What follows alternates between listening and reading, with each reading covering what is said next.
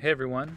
So today I'm going to walk you through cleaning and conditioning these beautiful Alden Shell Cordovan Color 8 Indy boots.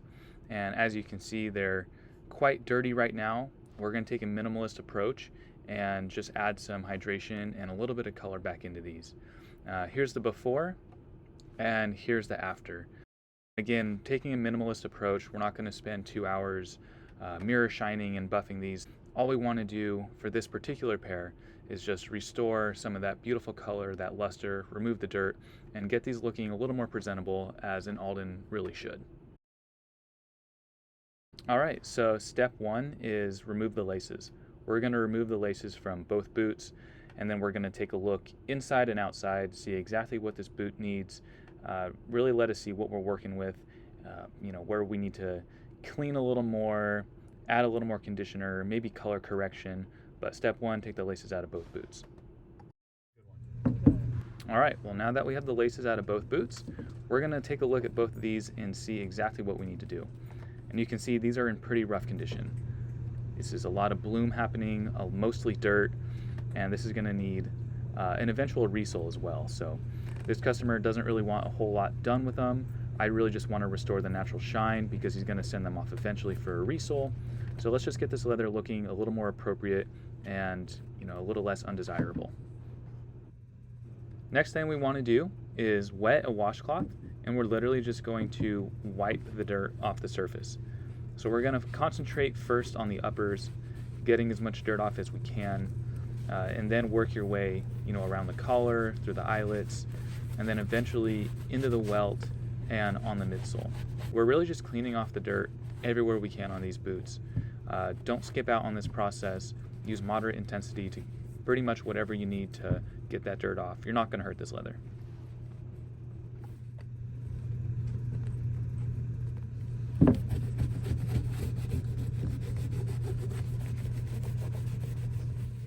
Okay, now that we wiped the boots clean, we're going to add cedar shoe trees. I'm going to use Alden cedar shoe trees for this, but any cedar shoe tree you have is what I'd recommend.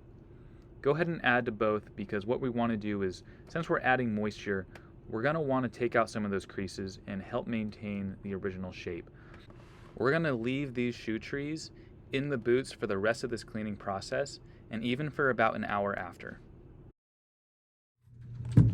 Now that the shoe trees are in, the uppers have been cleaned, what we're going to do is brush with a horsehair brush. So this is removing extra dirt, anything we didn't get before. It's also redistributing the current oils in the leather. Shell Cordovan is so packed with oils that it really takes a brushing to kind of evenly distribute what's on the inside back onto the outside. So it's kind of removing dirt and also redistributing some oils. You can kind of see during this process that the boots actually get a little shiny and look a little better.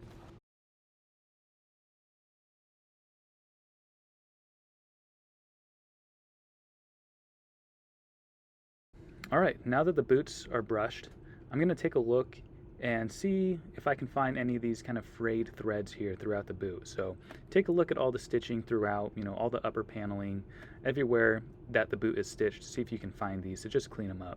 A good way to take this down, you can either clip them or burn them off.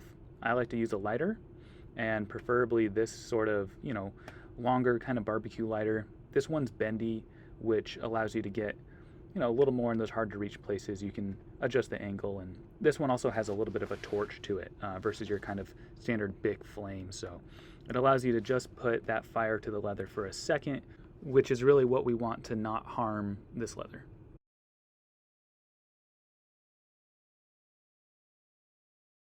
In here, I'll actually dampen out the flame with my finger just to make sure it doesn't burn any more than it needs to, and it actually creates a nice little stop to make sure the thread doesn't continually come out.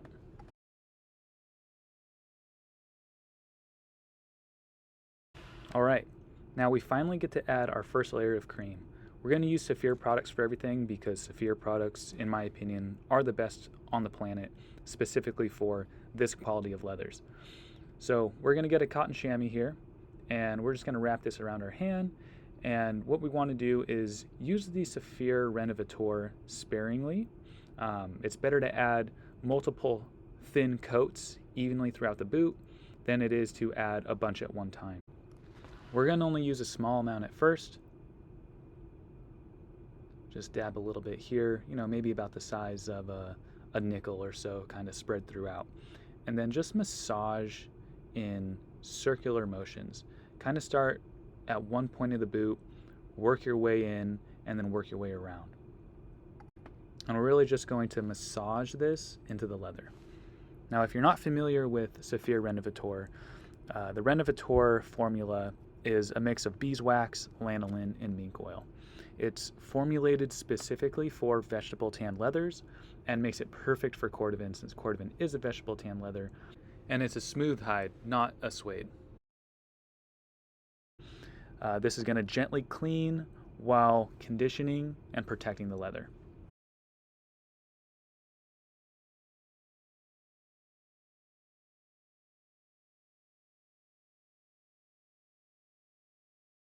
So now that the uppers are completely saturated with the Renovator, we're going to add a little more into the welt here. We're going to hit the welt in the midsole.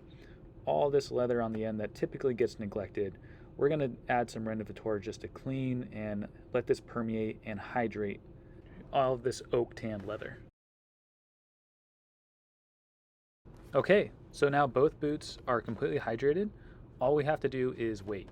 Shell Cordovan is known for being extremely tightly grained, so we want to wait at least 15 minutes for this Renovator to fully absorb before our next step. That Renovator has had some time to set. We're going to go ahead and brush the boots all over again. So this brushing is going to make them look pretty good. They should be looking good. You should notice, the dirt is gone at this point. The condition is really set. And what we want to do is just use that brush to redistribute all those oils we added to it to fully get evenly spread throughout the hide. All right, now that they're brushed, this next step is optional, but the famous deer bone. With any shell, boot, or shoe that you want to look nice, it's good to try to remove those creases that get really set.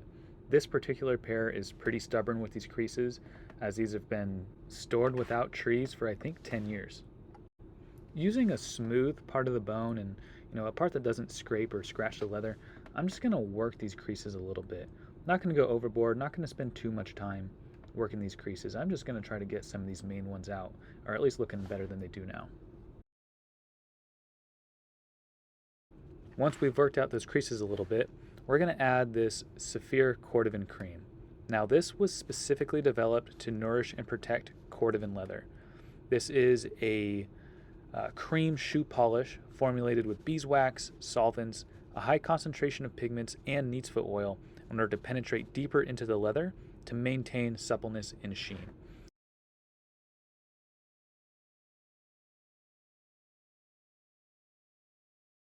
And what I'm doing here again is small coats, just like the Renovator. A little bit goes a long way. It's good to add more in layers than it is to use, a bunch in one spot or a bunch at one time. Just distribute small amounts evenly throughout while massaging into the leather. Once you've finished both boots, it's time to wait again. So this is going to take a long time to absorb, and we want to give it patience. We're going to wait 20 to 30 full minutes before evaluating if we want to add a second coat or if we're ready to brush. After taking a close look at these, I think these are going to need a full second coat.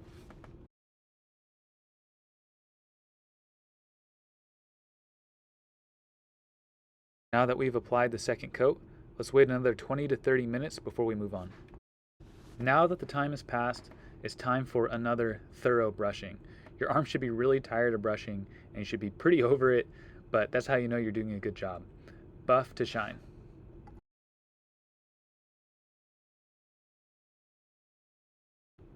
All right, these are brushed. So at this point, you can be done. There's really not a whole lot more you need to do, except now that I'm looking at them, I think I want to add a little bit of a mirror shine. Not going to get crazy, but these look so much better than before. I just think that little bit of mirror shine on the toe is going to make them look even better. Before I do that though, I want to add some sole guard to this. I know he's going to get a resole eventually, but just to protect that little bit of leather we see in the split commando sole, I'm going to add a little bit of this. Leather sole guard is what I'd recommend for any leather sole. I mean, really any part that's exposed, even your midsoles. Basically what it does is, resists water penetration and preserves the leather outsoles. Even the most premium leather outsoles will require protection to extend their wear, especially since this is already opening up and splitting in places. I just want to add a little extra protection. Kind of the theme of Saphir products is a little goes a long way, so use this sparingly.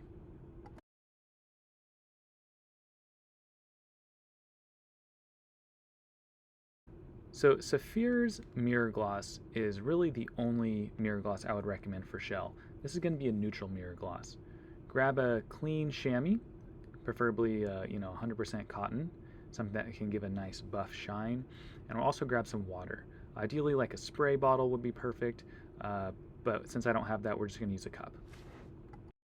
So what we want to do with a mirror gloss is create a foundation of waxes. Basically, we're filling pores with that wax in as thin and even coats as possible. And very first thing we want to do is apply 1 to 2 coats, kind of a generous amount here, rubbing in the wax. You'll notice it's a little softer. It has quite a potent smell to it, but you'll get used to it eventually. So we're going to be really careful about how we apply this. We're going to do it in small circular motions, only over the counter areas, so just over the toe counter and then the heel counter. Resist the urge to spread it down farther than that. Basically, if you add this in any flex points where the boot creases, that wax is going to immediately crease and create an unsightly look and ruin your mirror shine.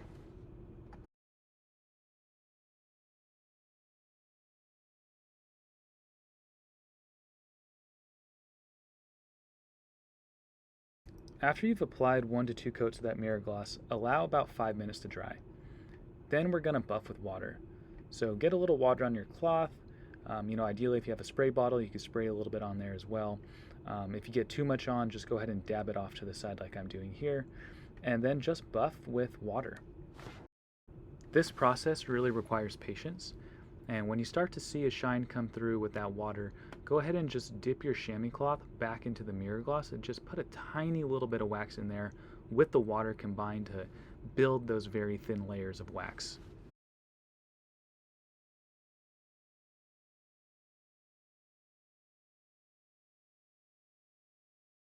So after you've repeated that process a bunch of times and you're satisfied with it, then you can be done.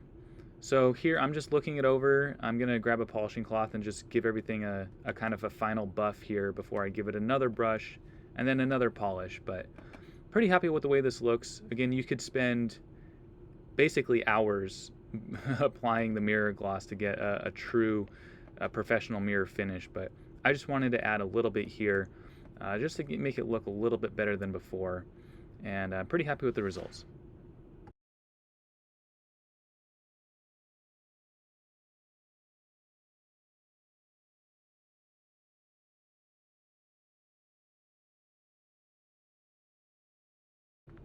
And we're all finished. So this process can take anywhere from a couple hours to as many hours as you want, but the results are fantastic. Again, here's the before, just as a little reminder, and here's the after. Here's all the products I used: Alden cedar shoe trees, polishing cloth, horsehair brush, Saphir Renovateur cream, Saphir Cordovan cream, and the Saphir sole guard. And finally, this video is possible thanks to Brick and Mortar, who have an excellent Alden selection and all the products you saw here.